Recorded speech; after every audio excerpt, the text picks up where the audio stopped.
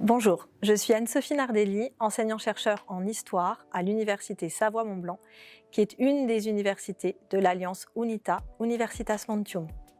Aujourd'hui, nous allons évoquer le développement des zones rurales, des territoires ruraux de l'Europe, et notamment la politique agricole commune, la PAC.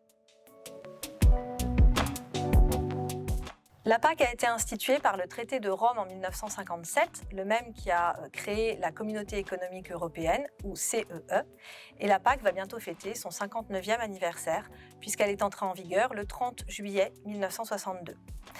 À l'époque, il s'agissait de gérer en commun les agricultures des États membres de la CEE, fixer les prix, les quotas de production, assurer aux agriculteurs un revenu suffisamment élevé pour les inciter à poursuivre leur activité.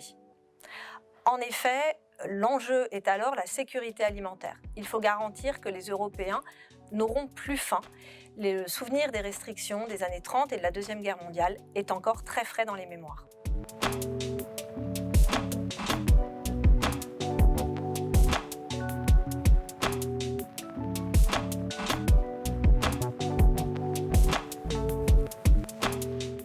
Malgré son importance, la PAC, première politique commune européenne, est longtemps restée mal aimée. En effet, les aides sont proportionnelles à la taille des exploitations. Donc le système favorise les grands exploitants au détriment des petits producteurs qui forment pourtant l'essentiel du tissu socio-économique traditionnel des zones rurales. La PAC a donc été fréquemment accusée de favoriser l'agriculture productiviste et intensive et de modifier profondément les paysages européens. Pour préserver les paysages européens et pour assurer le développement durable, à la fois économique, social, environnemental des zones rurales, la PAC s'est enrichie.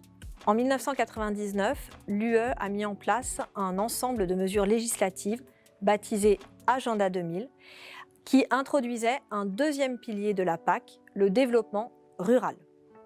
Ce développement rural pèse aujourd'hui pour un quart du budget de la PAC. Alors, quelle forme prend ce deuxième pilier? Quelles sont les mesures concrètes qu'il met en œuvre? Cela peut être des aides à l'installation des agriculteurs, des aides pour l'agriculture biologique, des aides pour diversifier l'économie rurale, l'écotourisme par exemple, et des aides spécifiques pour les zones de montagne.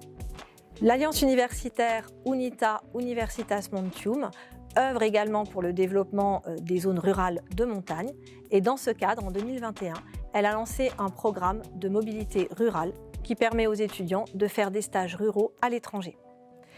Depuis 2017, une réforme de la PAC est débattue. Les deux piliers, subventions aux agriculteurs et développement rural, restent en place. Les objectifs sont fixés au niveau européen, en commun, mais les États membres ont beaucoup plus de latitude budgétaire et législative pour définir leurs priorités. Les critiques de cette réforme mettent en avant le risque d'une renationalisation de la politique agricole commune et soulignent que pour atteindre les objectifs de développement durable, il faut au contraire des règles communes.